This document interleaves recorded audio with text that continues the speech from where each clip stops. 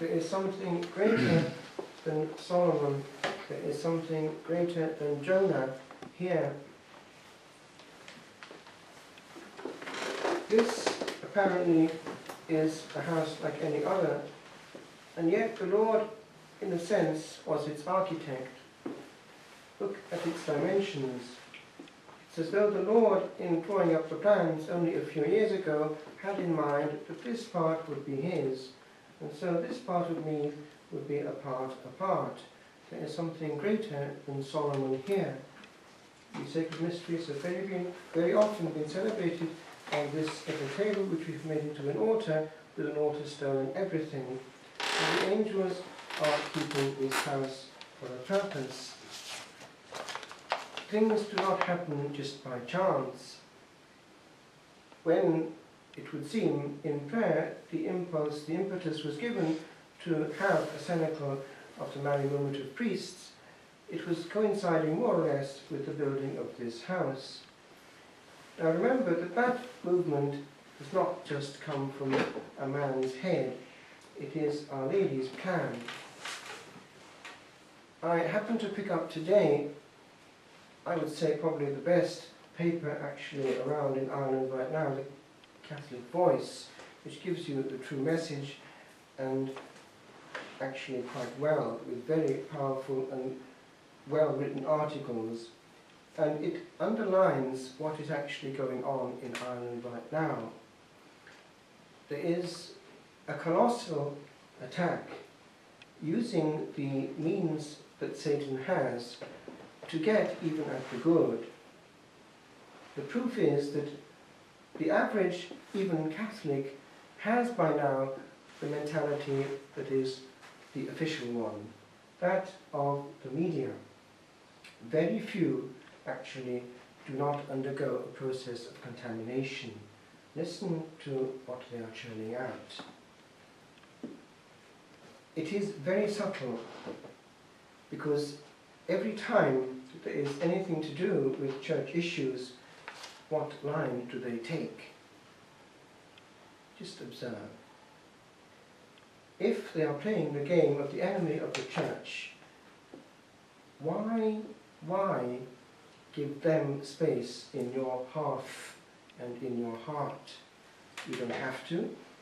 You have the physical power to turn off the voice of Satan, the icon of the beast. He does not have to reign. Why meddle with fumes of Satan?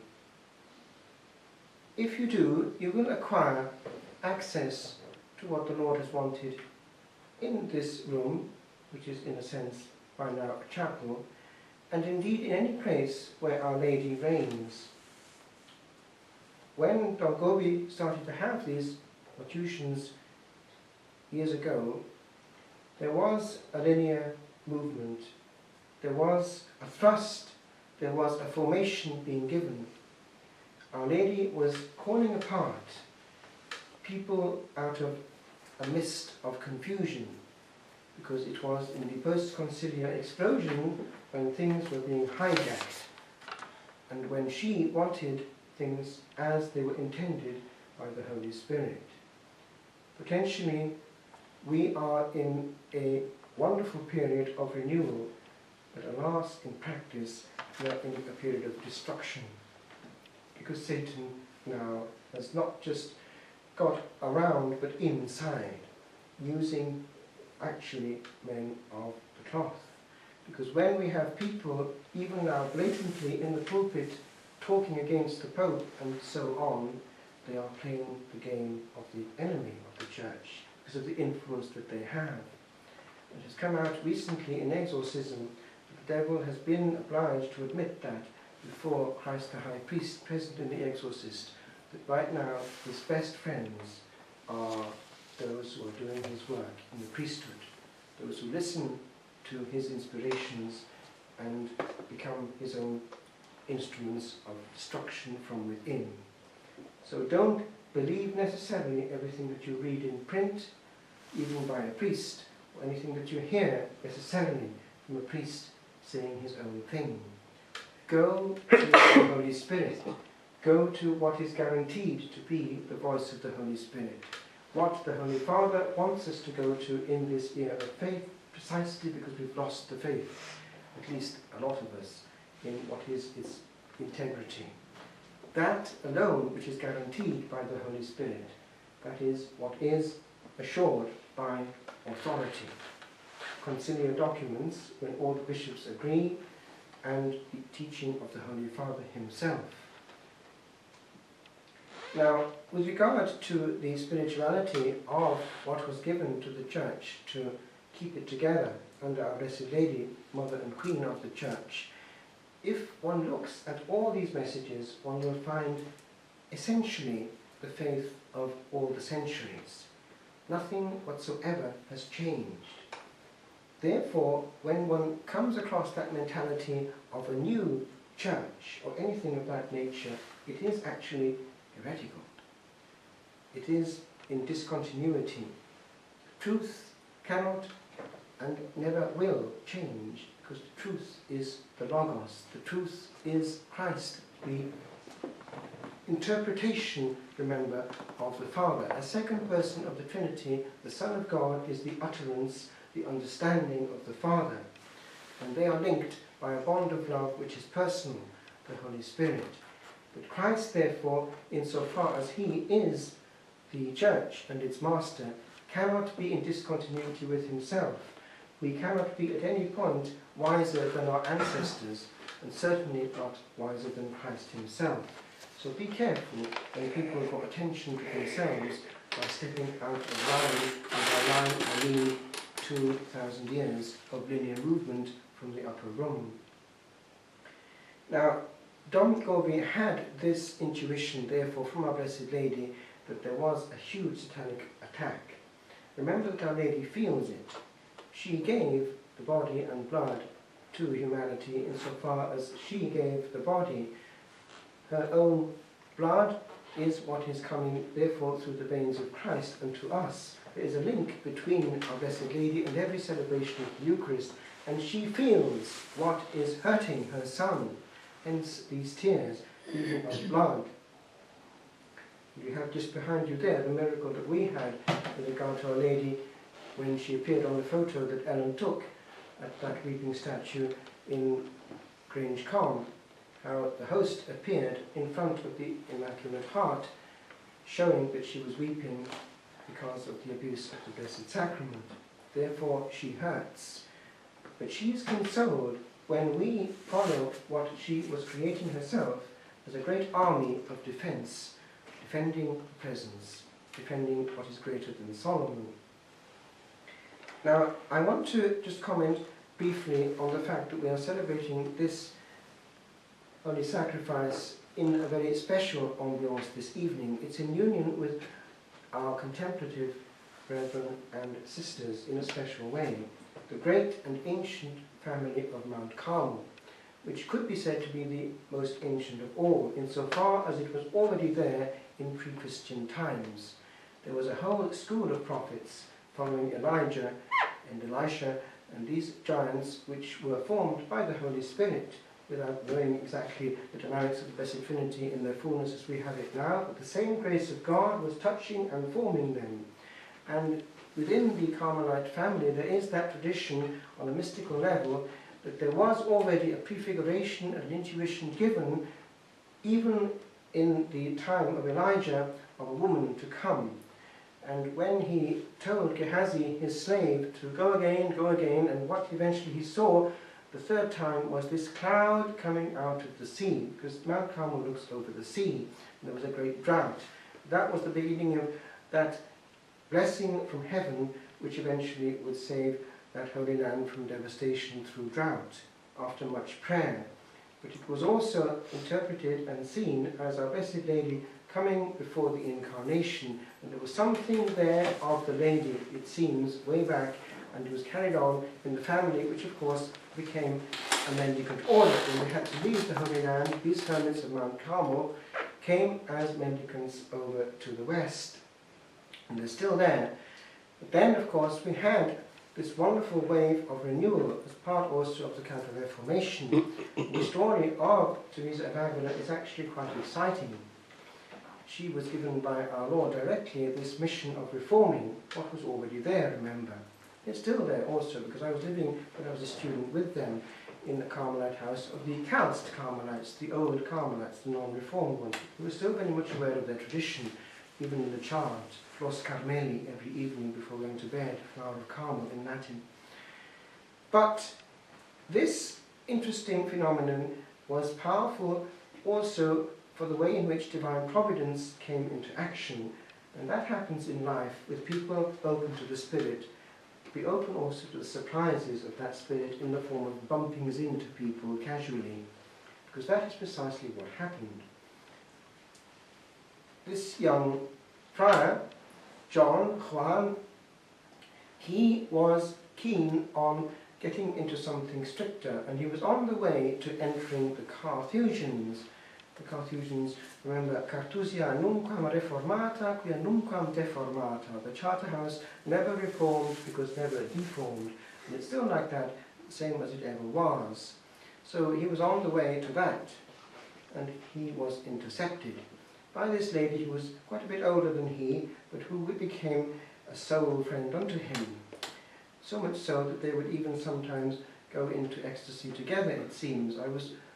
When a deacon, the first person I was asked to direct by the prior was actually a lady of 22 from Siena who wanted to become a nun, and I thought we would send her to the nearest female monastery to us, who was bursting at the seams for vocations, the Augustinian nuns, Lecceto, very good house, lots of young vocations, but she wanted to go further.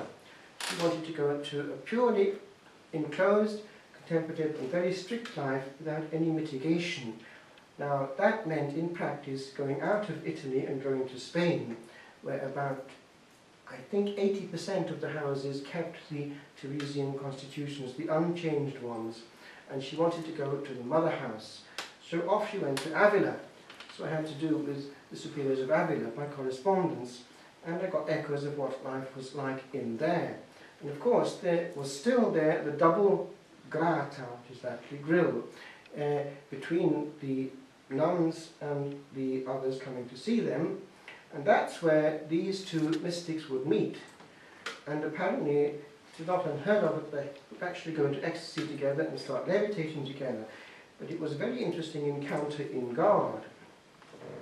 And they would tell each other things which they were quite free to say, e.g., which one was it was telling the other? I heard it in French, I think. One was telling the other anyway, he was giving correction to the other, and the other started to defend him or herself.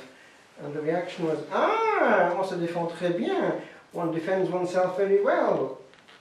The correct thing to do is like Jesus, who was silent, not saying anything.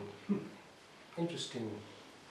And these two people were actually very potent and efficacious in their action precisely because they weren't getting in the way. They were listening, and the Lord was free to act. And the whole book of foundations which she has left behind us is a testimony of the action of God without her getting in the way. All one has to do is listen and do what depends on us without losing one's cool, and things happen if it's from the Lord. And they did. Eventually, of course, they had to have a new branch which became more or less an order insofar as they had a separate general chapter, and it's still like that to this day. Now, in this family, there is, parallel to the monastic, shall we say, Benedictine, Cistercian, Carthusian family, a female family, hugely important, which has a whole study of the interior life and an analysis of all its dynamics, because the expertise of these holy women and holy men also was towards mental prayer. Parallel, therefore, to the other speciality of the canons regular, the monks who had liturgical prayer. Therefore, they might spend the same time in choir, in church, both families, but the nuns would spend a higher proportion in the nudity, nakedness of nothing at all. Whereas the monks might spend the same time in much Gregorian chant, much gestuality and exteriorization, which would create a wonderful physical expression of praise and glory on earth, corresponding to the praise of the angels in heaven, and representing the voice of the church, officially, in the name of the whole church, at all hours of day and night, but having the disadvantage of being able also to take the mental attention of the consecrated creature. Whereas the nudity of the obligation of 1 hour in the morning and 1 hour in the evening of nothing but gazing, listening, loving and praising in one's heart without any props is quite different. And as Teresa herself points out, the advantage is that it presumes the perpetual state of fiat in the soul. Because when one is gazing at that invisible gaze, there is no escape. And if it's to be prayer at all, it presupposes at a deep level a yes to anything. Whereas one can, in the very developed liturgical life of the male monastic world, be very keen on perfection, but not on the element of the handing over of the will, if one is not careful. It should not be the case, but it can be. Now, transpose to the situation of a layperson. How much time is being given to heart surgery, mental analysis of what is actually going on inside, and of the element of the will encountering the divine will, because that's what it's all about. Now, having said that, there is actually quite a lot going on, because everyone here, I would think, is involved in quite a lot of it, in the form of adoration of the Blessed Sacrament, which, if done properly, I repeat, if done properly, is that. But the disadvantage is that in Ireland, not everyone does it properly.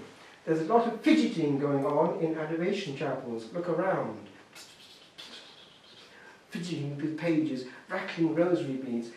Well, it's okay up to a point if it sustains, but it actually can be the same sort of thing as what men can be doing all their monastic life in perfecting the chant and not getting into encounter on the heart.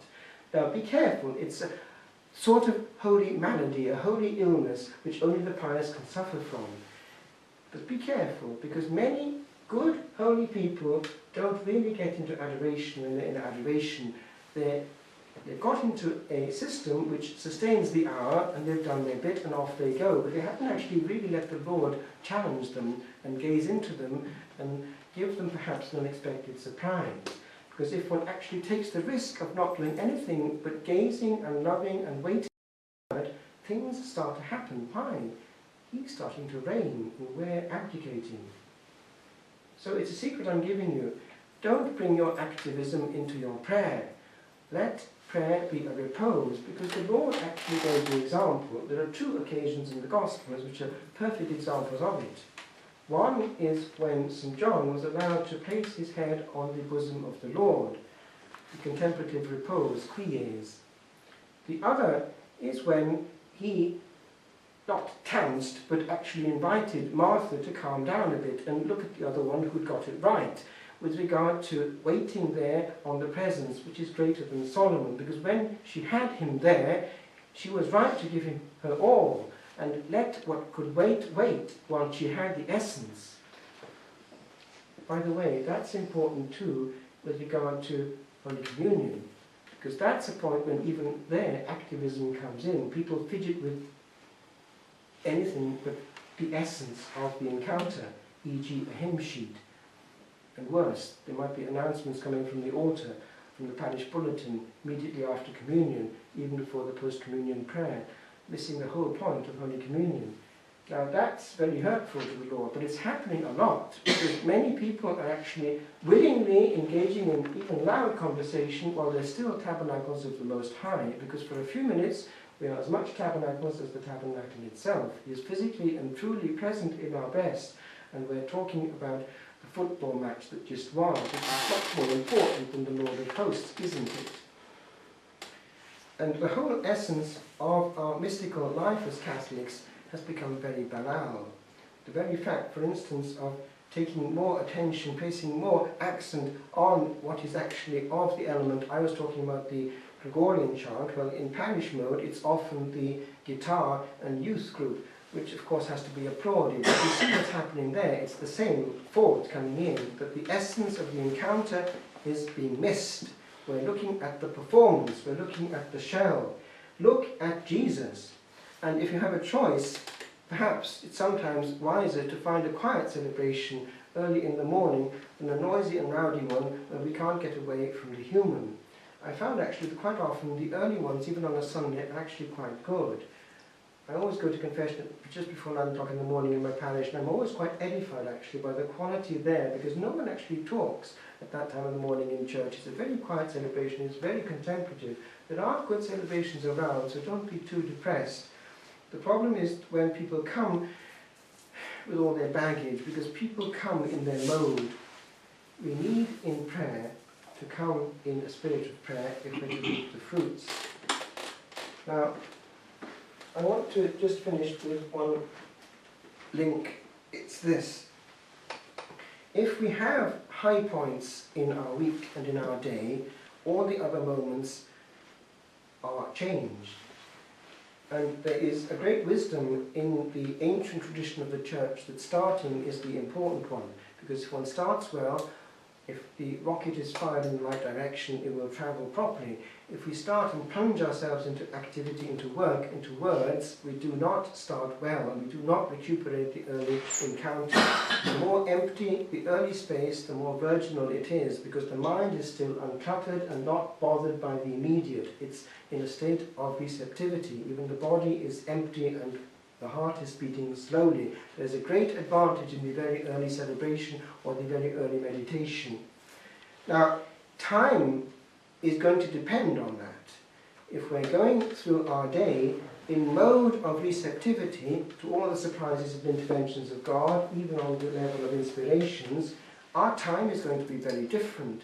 If we're going through our time, our irreversible moments, in charge and charging, that is buzzing and giving off, it's going to be that quality of interior life. That is very little. So these pauses give quality to all time. Make sure they're there. Your hour of adoration, your moment of encounter, even on a daily basis, somewhere in solitude or wherever, it has to be there. Don't kid yourselves. I remember the Archbishop of Cardiff one day saying, of all places in London Cathedral, the Anglican Cathedral, he was preaching on prayer. It was very good, and he said, with regard to this issue, you can't be praying everywhere all the time unless you're praying somewhere some of the time, and it's a home truth. People kid themselves big time with regard to that issue. You have to be sometimes only just gazing. Now, I finish with this, but it's kind of important because we're in the end going to reap these moments. When the full stop is placed on our copybook and we go off into returning time in the form of what we have merited for punishment or for bliss, then we'll see the true perspective of what time was. When I was in France, I translated this long manuscript which went on for years, which came from this person in beyond, and it was made known after the death of the superior who had had this way back from this nun who had died unprepared. She'd done her purgatory for her partly, but she still took a long time in purgatory, this other one. And all these things coming back, she'd written them down, you see, what it's like at the other end and why she was there. And there were hints all the time how to avoid purgatory. Question of being aware of things which lead us to purgatory. But one thing which was coming through all the time was actually the value of time. That our moments are unique, they only come once, and they make a difference to our eternity. The quality of our moments make a difference to our quality in eternity. Therefore, it's kind of important stuff that we're not wasting our moments. So I leave you with this because every time I come to this manuscript, it's always in my room there before me, it hits me, how am I going to spend these moments today? Because after all, death is the big reality. And remember, my friends, the majority is on the other side. Look at humanity, it's a geographic progression. we started off with Adam and Eve, and look how it's gone. And it's all the time like that. But therefore, there's a huge number, far more, on the other side than on this side of the grave. The vast majority are on the other side, billions of them. So they're living reality. We are a small fraction of all that lot. They're the ones who have by now got reality, which is there, stuck forever. But they have no return. We've still got a chance. So it's kind of important stuff what I'm saying. In these moments of retreat or evenings of prayer, they're precisely moments where we put the brakes on and have a look and take stock, as the Carmelites do twice a day, by nothing but gazing and loving for a full hour each time.